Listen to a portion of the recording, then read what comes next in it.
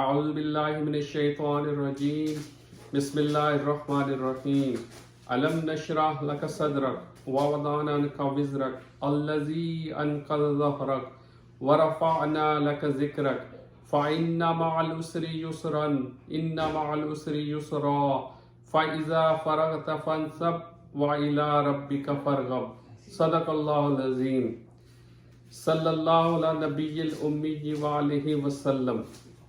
السلام علیکم ناظرین، آج رمضان الکریم کے ایک اور سلسلے میں ہم حاضر ہیں۔ میرے ساتھ پروفیسر محمد رفیق خان صاحب موجود ہیں۔ میں نے آپ کے سامنے سورہ الم نشرح کی تلاوت کا شرف حاصل کیا۔ اللہ تعالیٰ کا بے حد فضل و کرم اور بے انتہا اس کی احسان ہے کہ اس نے مجھے شرف بخشا۔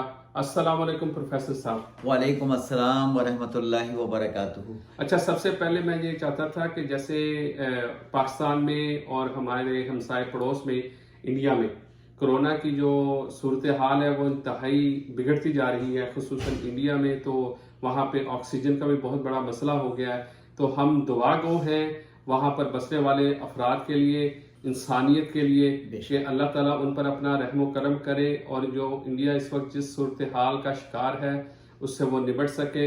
اور سب سے بڑی بات، جیسے ابھی پروفیسر رفیق خان صاحب نے مجھے بتائی کہ جو ہمارے ہاں پاکستان میں جو انسانیت کی فلاح و بہبود کا بہت بڑا ادارہ ہے ایدی، انہوں نے اپنی طرف سے اعلان کیا ہے کہ انہوں نے ایمبولینس تیار کی ہیں، اور اس بارے میں مزید تفصیلات آپ کو پروفیسر صاحب ہی بتائیں گے۔ وزیر اعظم عمران خان نے بھی آفر کی ہے۔ تو اللہ تعالیٰ سب پر اپنا رحم و کرم فرمائے، فضل کرے اپنا، اور جو اس وبا سے متاثر ہیں اللہ تعالیٰ انہیں صحت یابی دے، چاہے وہ پاکستان میں ہو چاہے وہ انڈیا میں ہو، کیونکہ سب سے پہلے انسانیت ہے۔ جی پروفیسر صاحب۔ ونحمدہ ونصلی علی رسولہ الکریم، اما بعد، اعوذ باللہ من الشیطان الرجیم، بسم اللہ الرحمن الرحیم۔ سورہ نشرح مکی سورہ ماشاءاللہ، اور 8 آیات پر مشتمل ہے۔ یہ صورت ہے ہی بہت، اس کا بیان دیکھیں، اس کا بیان ماشاءاللہ بہت اس کا زبردست شان نزول اور پلس جس پیرائے میں اس کا ذکر کیا گیا ہے وہ آپ اس پہ حیران رہ جائیں گے۔ آج سائنس نے اتنی ترقی کر لی ہے کہ صرف لیزر کی مدد سے وہ اندر جو ہے وہ آرگنز جو ہے ہمارے ان کے اندر جو ہے وہ سارا علاج اور ٹریٹمنٹ ہوتا ہے۔ اس سورہ مبارکہ کا آغاز ہی جو ہے وہ بڑے لطیف انداز میں کیا ہے۔ جی، ہم ظاہر ہے ہم وسیع سوچ، ایک لامحدود انداز میں سوچتے ہیں۔ جب نبی کریم صلی اللہ علیہ وآلہ وسلم، جن پر ہم، ہمارے ماں باپ، ہماری جو ہے وہ مال اولاد آپ پر جو ہے وہ نثار ہو، جب آپ 6 برس کے تھے، حضرت دائی حلیمہ رضی اللہ تعالی عنہا کے پاس، تو آپ اپنے دو شریک بھائی کے ساتھ جو ہے وہ باہر کھیل رہے تھے، بچوں کے ساتھ صحن میں کھیل رہے تھے، اور بھی بچے تھے کئی۔ تو اس میں سے جو دو شریک بھائی تھا وہ بھاگتا ہوا جو ہے وہ گیا اپنی ماں کے پاس، اور کہنے لگا کہ چند افراد آئے ہیں، سفید کپڑے پہنے ہوئے ہیں، اور انہوں نے نبی کریم صلی اللہ علیہ وسلم کو جو ہے وہ ایک کونے میں جو ہے وہ لے جا کے لٹا دیا ہے۔ یہ منظر دیکھا وہ بچے نے اور جا کر ماں کو بتایا، اماں حلیمہ کو۔ پریشان ہو کر وہ آئیں۔ وہ ظاہر ہے انہوں نے تو وہ ان کے لیے تو پریشانی کی بات تھی۔ آسمان سے فرشتے نازل ہوئے تھے، آپ کا دل جو ہے وہ سینہ جو ہے وہ چاک کیا گیا، اس میں سے جو یوں سمجھ لیجئے کہ بحیثیت انسان کے، بحیثیت ضمیر کے جو اس میں نیگیٹو پہلو ہوتا ہے وہ سارے نکال دیے گئے، اور اس کی جگہ نور بھر دیا گیا، قلب انور میں نور بھر دیا گیا، اور اس کے بعد جو ہے ویسے ہی اس کو بند کر دیا۔ ایک پہلو تو یہ ہے، یعنی یہ اوپن ہارٹ سرجری ہوئی پہلے، وہی میں نے جو پہلے شروع میں لفظ آپ سے استعمال کیا کہ اوپن ہارٹ سرجری۔ آج جدید زمانے میں تو لیزر کی مدد سے جو ہے وہ بڑی سہولتیں ہو گئی، اس زمانے میں بھی فرشتوں نے جو ہے وہ آپ کی ذات اقدس کے ساتھ جو ہے وہ اس میں اللہ تعالیٰ کی کا نور جو ہے وہ آپ کے دل میں بھر دیا۔ سبحان اللہ۔ ایک پہلو تو 6 سال کی عمر میں جب بچے تھے، جس میں یہ فرمایا کہ اللہ رب العالمین اس کے پہلی جو ہے وہ آیت میں یہی فرما رہے ہیں کہ ہم نے آپ کا سینہ کھول کر جو ہے وہ اس کو وسیع کر دیا، اور آپ کے دل پر، سینے پر جو ایک بوجھ تھا وہ ہم نے بوجھ اتار دیا۔ اب بوجھ اتارنے کے ایک معنی تو نور سے بھر دینا، تاکہ دنیاوی خیالات آپ کو ٹوٹلی جو ہے وہ نہ آئیں۔ اس کے بعد آپ ظاہر تھے بچے، اس کے بعد وقت کے ساتھ ساتھ جب ایک نبوت کی ذمہ داریاں، نبوت یعنی 40 سال کی عمر میں جب اللہ رب العالمین نے آپ پر وحی نازل فرمائی، تو اس سے پہلے بھی آپ کی زندگی میں انقلاب آ چکا تھا۔ آپ اس اپنے معاشرے کے واحد شخص تھے کہ جو اکیلے میں جا کر جو ہے وہ عبادت کیا کرتے تھے، غار ثور میں جایا کرتے تھے، اور وہاں جا کر کئی دن کا اپنے ساتھ دودھ، ستو، کھانے کا سامان لے جاتے، پانی لے جاتے، اور وہیں عبادت میں رہتے۔ یہ جب آپ کی شادی ہو چکی تھی حضرت خدیجہ جی الکبریٰ کے ساتھ، بالکل، بے شک، تو آپ اس طریقے سے جو ہے وہ اس زمانے میں بھی اپنے اللہ کو یاد کیا۔ تو حضرت خدیجہ الکبریٰ بھی ان کا بہت خیال کرتی تھی، بہت زیادہ، یعنی خدیجہ الکبریٰ کا یہ مقام اور یہ درجہ ہے کہ آپ اپنی جوانی گزار چکی تھی، اور نبی کریم صلی اللہ علیہ وسلم 25 سال کے کڑیل نوجوان، اور آپ نے اپنی زندگی جو ہے وہ ایک بوڑھی عورت کے ساتھ جو ہے وہ بسر کی، اور اپنی پوری جوانی جو ہے وہ ان کے ساتھ رہے، اور کم و بیش 25 سال آپ خدیجہ الکبریٰ رضی اللہ تعالی عنہا کے ساتھ جو ہے وہ آپ نے جو ہے وہ رفاقت رہی، آپ کی رفاقت رہی، اور بہت وہ جو لازوال ان کی محبت تھی، اور جو حضرت خدیجہ الکبریٰ نے اوائل میں جو ان کی آپ صلی اللہ علیہ وسلم کی مدد کی، ہر لحاظ سے، بحیثیت بیوی کے بھی، بحیثیت ان کے معاون کے بھی۔ پھر نبی کریم صلی اللہ علیہ وآلہ وسلم نے جب تقریباً 2.5 سے 3 سال تک شعیب ابی طالب میں گھاٹی میں جو مسلمان قید ہو کے رہ گئے تھے، وہاں آپ بیمار ہو گئی تھی۔ ظاہر سی بات ہے، ذرا سر تصور کریے، انسانی المیہ تھا، آج جو ہے وہ بڑے بڑے یہ جو چیمپئن بیٹھے ہوئے اپنے آپ کو دعوے دار ہیں اس بات کے، کبھی انہوں نے سوچا کہ وہاں مسلمان کس جو ہے وہ طرح سے زندگی گزاری؟ پتے کھا کر، درختوں کی چھال ابال کر جو ہے وہ کھائے، جو ہے وہ جس مشکیزوں میں پانی بھر کر لے گئے تھے سر، یعنی اگر رو پڑے آپ اور ہم جو وہ منظر کر پانی بھر کر جن مشکیزوں میں لے گئے تھے، تو وہ ربڑ کے مشکیزیں ہوا کرتے تھے، اور سر ربڑ کو جو ہے وہ آگ پر سیک کر وہ چمڑا جو ہے وہ چبانا ہے، وہ کھایا ہے لوگوں نے سر، تو تصور نہیں کر سکتے۔ اور 3 سال مسلمانوں نے شعیب ابی طالب گھاٹی میں، نبی کریم صلی اللہ علیہ وآلہ وسلم کے پردہ فرمانے سے پہلے حضرت عائشہ صدیقہ رضی اللہ تعالی عنہ نے پوچھا کہ یا رسول اللہ، کون سی ایسی بات ہے کہ جو آپ زندگی بھر نہیں بھولے؟ تو آپ کی آنکھوں سے آنسو روا ہو گئے، اور آپ نے فرمایا کہ مسلمانوں پر جو شعیب ابی طالب گھاٹی میں مظالم ہوئے ہیں وہ میں نہیں بھولا، کہ وہ مظالم میں نہیں بھولا، وہ اتنی تکلیف کے اندر جو ہے وہ آپ نے زندگی میں گزاری۔ تو پھر خیر ہم، کیونکہ ہمارا ٹاپک جو ہے وہ اس حوالے سے علم نشرہ کی، وہ علم نشرہ کی جو پہلی آیت آپ نے بیان کی، تو اس میں تو آپ صلی اللہ علیہ وسلم جیسے 6 سال کی عمر بچے تھے، تو ان کے دل پہ تو کوئی بوجھ کا تو تصور یا گمان نہیں، لیکن اللہ کی طرف سے انہیں اس وقت ہی نور سے بھر دیا، اس وقت ہی نور سے بھر دیا گیا تھا۔ اس کے بعد کیونکہ آپ کو ایک پوری امت کا بوجھ اٹھانا تھا۔ ذرا تصور کیجئے، جس معاشرے میں جو ہے وہ دنیا کی کون سی برائی تھی جو اس معاشرے میں نہ ہو، یعنی ایون کہ جہاں لڑکی پیدا ہو گئی جس گھر میں، لڑکی ذرا سوچیے کہ یار کیسے ماں باپ ہوں گے، کیسے باپ کا دل ہوگا، وہ میں تو حیران رہ جاتا ہوں کہ اپنی بچیوں کو لے جا کے زندہ جو ہے وہ سب دفنا دیا کرتے تھے۔ ایسی بہت سارے واقعات جو ہے وہ کہ جس میں نبی کریم صلی اللہ علیہ وسلم کے پاس ایک صحابی آئے، انہوں نے اپنی جو ہے وہ بیٹی کو دفنا دیا تھا زندہ، تو آپ واقعہ سنتے تھے اور کہتے تھے دوبارہ سناؤ، اور روتے رہتے تھے، کہتے تھے دوبارہ سناؤ، ہوتے رہتے تھے۔ وہ بچی کہتی تھی کہ وہ پاپا پاپا کرتی رہ گئی، اور اسے زندہ دفنا کے، اور آگے تو نبی کریم صلی اللہ علیہ وسلم دھاڑے مار مار کے رو رہے ہیں، وہ باپ بھی رو رہا ہے ان کی، تو کہہ رہے ہیں کہ زمانے جاہلیت میں اس سے بڑھ کر اور جہالت کیا ہوگی سر۔ صحیح ہے۔ پھر اسی سورہ مبارکہ میں اور اس سے آگے چل کے فرمایا کہ آپ پر جو ایک بوجھ ڈالنے والے تھے تو اللہ نے اس کی نوید سنا دی.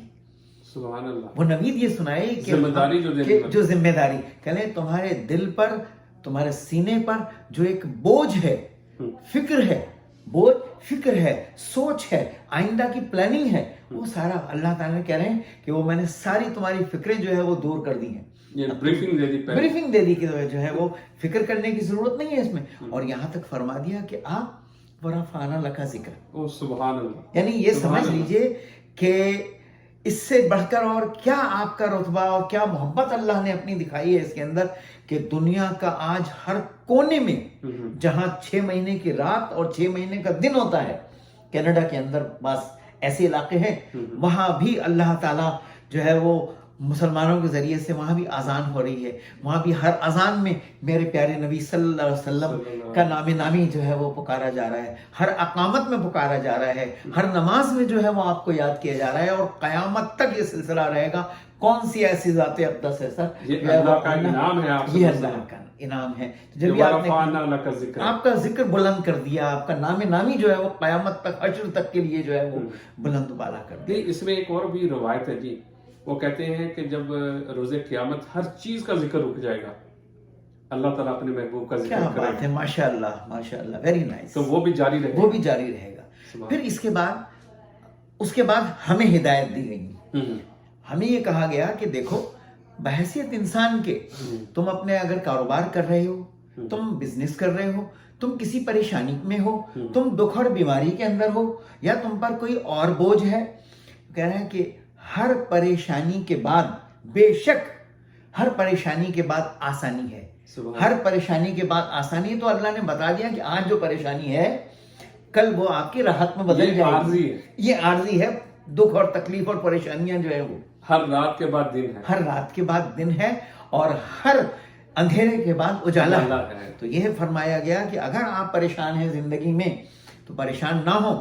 گارنٹی لے لی اللہ نے یہ لکھ کر جو ہے وہ, اور کہ کہہ دیا کہ بے شک ہر پریشانی کے بعد راحت ہے, ہر دکھ کے بعد آرام ہے, ہر تکلیف کے بعد جو ہے وہ آسانیاں ہیں. تو یہ اللہ نے ہمیں نوید سنا دی. اچھا, نوید جب سنا دی تو دیکھیے اللہ نے ایک اور کام, ہر سورہ مبارکہ میں تکرار کے ساتھ یہ بات آ رہی ہے سر, کہ دیکھو یہ سارے کام جب ہو جائیں اور تمہارے لیے میں نے دنیا کے کام آسان کر دیے, اب جب یہ سارے کام تمہارے لیے آسان کر دیے ہیں, یعنی گویا کہ دل کا بوجھ دور کر دیا, جو آپ کی سوچ, جو آپ کی فکر تھی, اس پریشانی کو دور کر دیا آپ کی. تو پھر اور یا جو زندگی کی عام پریشانیاں ہیں سر, ہر شخص آج ہم میں ہر شخص ہی پریشان ہے.